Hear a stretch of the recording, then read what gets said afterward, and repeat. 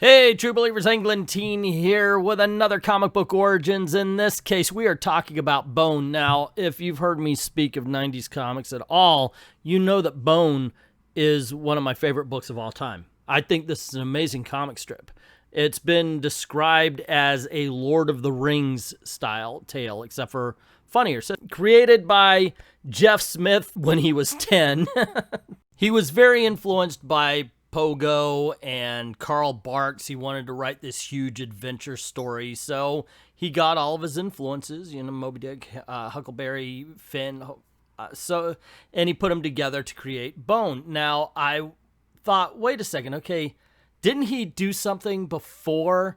I mean, didn't they say they produced something before issue number 1? And I went and looked, and yes, Thorn Tales from the Lantern or something like that was a college book that he produced and sold at college campuses, and now it's going for like $1,000, so I couldn't get a hold of that.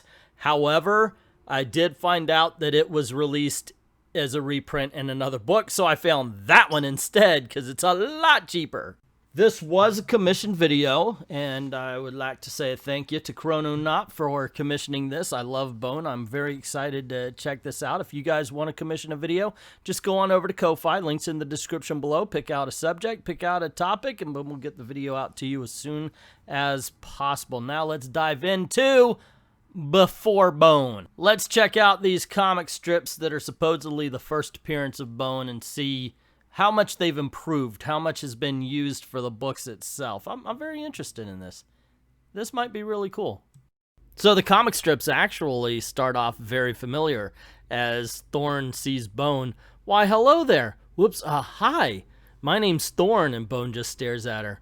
Are you new around here? Phone Bone, what's yours? This is almost straight out of the book, or at least, I guess, going to be put into the book. And she's saying, anyway, I live over there with my grandmother, but I spend most of my time in the forest. And he's Bone's all, oh, I'm so happy. I'll have to introduce you to all my friends. They're all animals. You could talk to animals, can't you, Phone Bone? This is it. I'm going to tell her how beautiful she is. Farverflibber. Brain to mouth. Did you hear what you just said? Next up, we get another passage that's almost right out of the comic book or put right into it, where Ted, the bug, introduces Bone to his bigger brother, who's incredibly huge. He says, that's the biggest potato chip I've ever seen. I heard that. And this, of course, sends Bone into a little bit of a funk, and he's sitting there saying, I've been accosted by a dragon, now a giant aphid. What else could possibly happen to me? And we see the rat creatures coming up on him saying, look, comrade, it is he. If it is not, we shall kill it. And Bone's about to fall asleep. You know, I'm probably going to be sorry I had said that. The rat creatures say that this was not the one they were looking for and decide they're going to eat Phone Bone. But the dragon shows up. The rat creatures think the dragon's a little guy. He steps up. He's all muscular and stuff, and they run away. Bone says, hey, why'd you let him go? He breathes a little fire on him and says, never play an ace when a two will do. Cut to Thorn playing in the flowers. She says, oh, what a beautiful day. I can feel it in the air. Today is the day a tall, dark, handsome hero will come galloping into my life and sweep me away. And, of course, Bone comes up. And so does her big, huge, muscular man who says, hey, Thorn, baby. Yes, Reggie. But then her big, muscular man does show up and picks her up, sweeps her off her feet, says, hey, Thorn, baby. Yes, Reggie. Let's leave and go shopping, get you some real clothes, some makeup. Why, we might even be able to turn you into a real woman. And, of course, Rose kicks his butt for it. You know, I'm starting to see why he turned this into a book. I mean, it's enjoyable, it's entertaining, but it's kind of the same joke over and over again. You need a little progression here. As a matter of fact, it says so right here. So at the very end, it's like sometimes the humor of this strip escapes me. We do get to meet Bessie, her big brain, grandma's brain clobbering stick. And it is of note that grandma does look a bit different. She's a lot thinner here and looks a bit younger, as a matter of fact. After Phony makes it to the town, he's looking for somebody to scam. And he finds there's a clown, a guy with money. He looks at the guy with money, says, oh, I got to follow this dude. And then sees that the clown is just stuffing money bags into a bigger bag. Asks him, okay, what's the scam? He says, life after death. and he's offering more. So I don't know if it's a stab at religion or anything like that, but Phony Bone is definitely in. And Ted decides to go searching for help for Phone Bone and Thorny Bone. Phone Bone and Thorn. I'm getting these names a little bit mixed up. And the guy's like, hey, what's up? What kind of trouble are they in? Well, last time I saw them, they were surrounded by rat creatures. Wow, that's a bummer.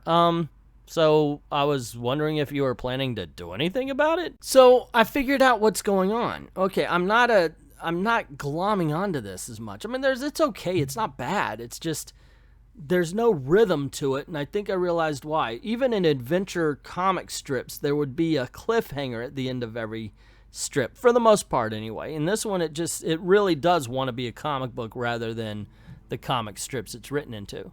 Oh, okay, I didn't get it the first time, but this panel right here is saying that it's Jeff Smith.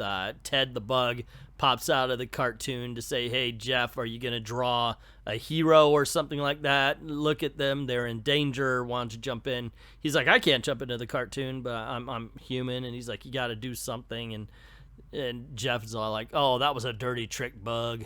So Jeff steps into the cartoon that he draws, trying to be a hero, but they pull his hat down over his face and then pants him, and he walks over to Thorn and Bone. Well, gave it my best shot.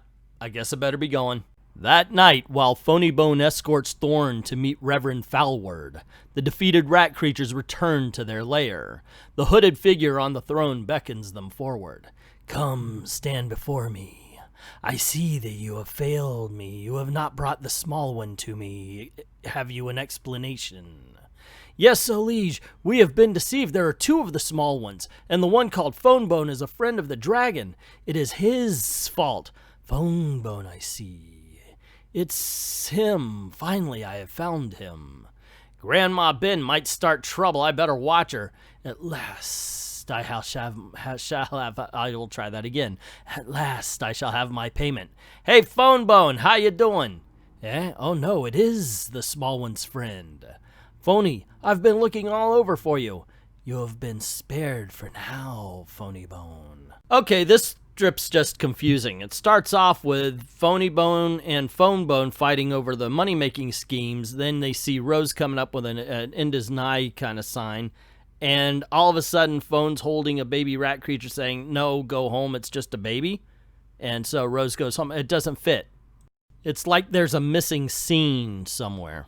But we find out that Phony Bone actually scammed Foulward out of all of his money, and he plans on do things with the money, but Grandma and Thorn comes up, and he's like, okay, maybe I'll just pay them back for all the chickens we have. And they're sitting around kind of laughing and smiling and being happy about the fact that Phony's doing the right thing. Cut to Bone and the bear cub. It turns out it's a bear. Are on an adventure, and they're pointing out animals that they come across, and then it talks about how Phone Bone okay, here we go. Phone Bone and the young cub set out across the valley toward the cub's home in the mountains. Believing that he could make the trip in a single afternoon, Phone Bone put his faith in the little bear's sense of direction, and then it's nighttime, they're sitting on the edge of a cliff, and it's starting to look like that wasn't such a hot idea. Cut to the meeting of Rockjaw, and I figured it out. This, before Bone, these must be just samples. It has to be, because there's big old scenes missing, because if he's just meeting Rockjaw right now.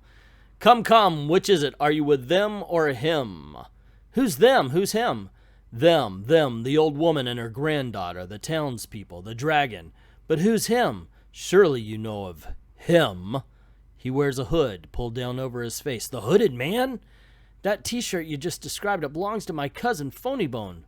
Your cousin, you say. See, you didn't describe any t-shirt here. Yeah, what have you heard about him, and how do you know about Thorn and Grandma Ben? So many questions. Well, I know much that goes on in these parts, little man. I am called Rookjaw. I am master of the eastern border. Yeah, well, Mr. Rockjaw, we're not impressed, are we, little bit? Hey, where'd he go? And then, holy Toledo, do we get an exposition dump from Rockjaw telling basically the setup and the story of the big wars that go on in the comic book. It's actually kind of interesting, but it's so long I'm not going to read it here, gang. Anyway, there you go, gang. That's the first appearance of Bone. in the original comic book strips, I have to say it's very interesting to see how the story progressed, the evolution of the story. That being said, it's almost like reading a Cliff Notes of a guy who wasn't there quite yet. You know, sometimes you hear about that. Look, your art is not ready for prime time just yet. Go home, work on it for a little bit. And I'm glad he did, because even though I got to say I enjoyed it, but it wasn't great. That being said, the finished product is. And I think that makes it very interesting to check out those original strips at the very least. So anyway, that's what I think about this. What do you think about the strips, the whole 9 yards? Let me know in the comments below. Don't forget to click like, share, subscribe. Ring that notification bell, because that's all YouTube really cares about. And if you want to see another one of these comic book origins, just wait for the credits and click on whatever shows up there. Awesome things happen around these parts. And please help the channel going over to Patreon or Ko-Fi. Drop $1 in the till, and maybe even consign your own video. We'll get that out to you as quickly as possible. Just pick your topic, your subject, and there you go. I'd like to thank everybody who's already done that, and to everyone, all of the true believers, thank you very, very much for watching.